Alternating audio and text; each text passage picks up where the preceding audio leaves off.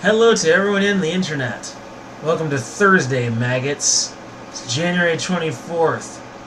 I'm Nathan of Washington, and you are watching The Unglobalist, and this is the news in 2019.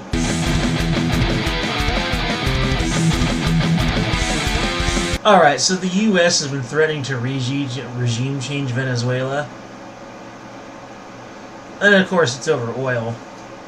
Go figure. But Maduro has basically nationalized Venezuela's oil, so meaning that the oil basically belongs to Venezuela. As far as I'm concerned, they have that right. It's their oil, it was discovered in their country, it's in their territory, their land. He can do that if he wants. Although his communism is probably going to ruin it before too long. But the MSM is the one talking about the change, of course. We haven't really heard much from Trump on this. We hear the left talk about it, and even some of the conservatives, but really not Trump. He hasn't said much. But he hasn't really said anything in disagreement with the idea either. It's really got to make you wonder what Trump must be thinking right now. But honestly, if we really do this and try to institutionalize a regime change over there just so we can have Venezuela's oil, free access without having to pay a penny, as an American citizen, United Nations, please sanction the hell out of us. Please. I am sick of my country acting this way. I am completely sick of it. But of course, the MSM touts that old communism versus capitalism line. And while I agree capitalism is a superior system, the banter at this point is just completely unnecessary. It's already been proven time and time again. Why are we still talking about it? It's not like we're still in the Cold War. This is the 80s. This is, 2019. But they're still talking about it. I just hope that they don't do it, because that is not acceptable. Oh no, we would have to pay to get oil. It's like the plot from the second Mercenaries game. Mercenaries World in Flames. Potentially, with America's behavior and also China's behavior, the world very well could be in flames before too long. It's insane. We live in a giant oil-guzzling monster. Ugh. Unbelievable.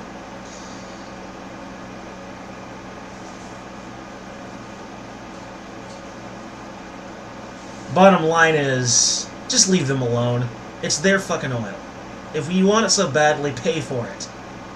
And hey, if you can't find the money, well, there's always, cut spending. Then you'll be able to afford it. But no, all these politicians in Washington, they're addicted to spending. It's like gambling for them. They're hooked on it. It's their crack. 3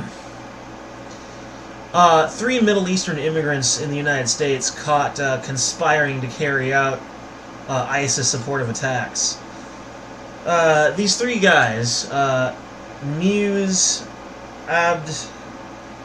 Abdikadir, Mohammed Abdikadir, and Mohammed Salat Haji. Some of those Arab/Muslim names they really don't just roll off the tongue, do they? Yeah. But they're fully naturalized citizens. Born in Kenya, lived in the Middle East for a time before coming to the United States. Fully naturalized? Apparently assimilation isn't working. I guess it's not as easy as they say. Well, this isn't Denmark, where assimilation is an absolute. You can live in Denmark for 40 years and then get deported for not being Denmarkian enough. So, 40 years and they finally decided, hey, you're not Denmarkian enough. Out you go. But, this makes sense. Why else would some not want Middle Easterners and Muslim and Africans here? Muslim Africans. Because they don't assimilate. Sometimes they straight up pretend to assimilate just so they can get in the country and start doing their jihadi bullshit. Stealth agent would be a very appropriate term here.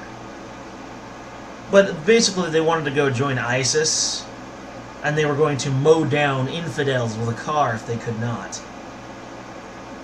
Good grief. These people, man. These people.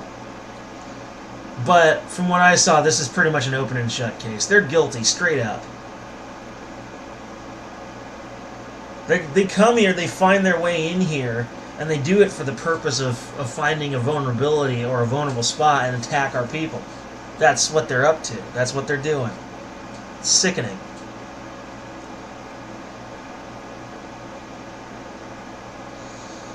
Moving on. Naughty girl Nancy Pelosi says that she will prevent the SOTU by physically blocking Donald Trump from entering Congress. Have you seen Nancy Pelosi? She's not a very big lady, okay? Trump, on the other hand, is a fairly large man, and he probably will have a security detail available to him. If not the Secret Service, then his own, Trump organization paid security service. For those of you who don't know, SOTU is an abbreviation for the State of Address. Honestly, I didn't used to mind them so much, but ever since doing this news show, I have come to really just kind of turn up my nose at all these damn acronyms. It's getting on my nerves at this point. It used to not bother me, but now it is. Ugh. But yeah, no, her keeping him out of the Congress building, that's hilarious. Just, all he has to do is just kind of gently move her or push her out of the way. He's much larger, much bigger, and he can do it without going to full-on assault. Or they can use the security to get her out of the way. Why is she so insist on him not delivering that speech? I don't know, maybe because he's going to tell the truth and she doesn't want him to tell the truth? These Democrats have become, and this is something Trump himself has said, these Democrats have become absolute radicals. They've completely radicalized themselves against anything and everything conservative and Republican. It's insane. They're not reasonable anymore. They've gone nuts. They've become a proxy for the alt-left in the actual political sphere. They've become just like them. It's completely insane.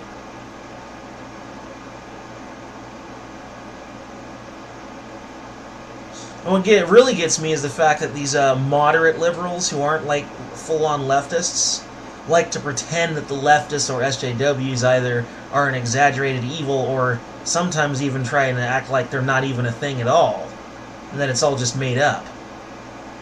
I don't know why, who pulled the wool over their eyes, but they can't see the truth.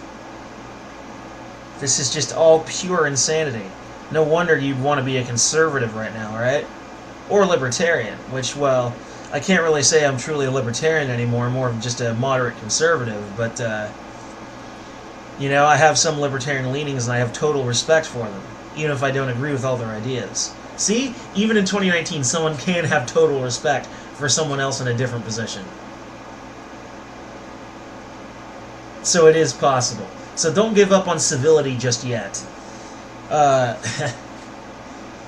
For our final story today, Cuomo celebrates his bill that allows abortion up to birth.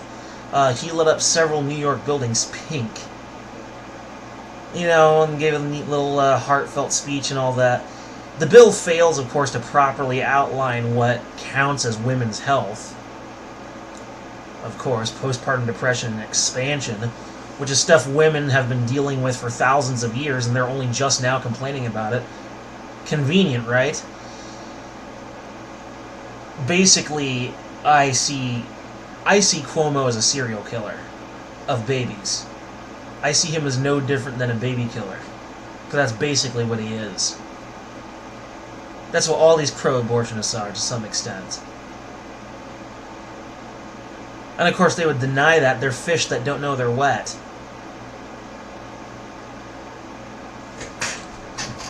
Bottom line is, this bill would allow abortion up to birth. In other words, literally killing perfectly viable infants that have been visibly shown with the demonstrable video proof, trying to physically avoid the doctor's sutures and other stuff, or have a demonstrable heartbeat, or even scream in pain when they get killed. You just can't hear the scream because of all the amniotic fluid.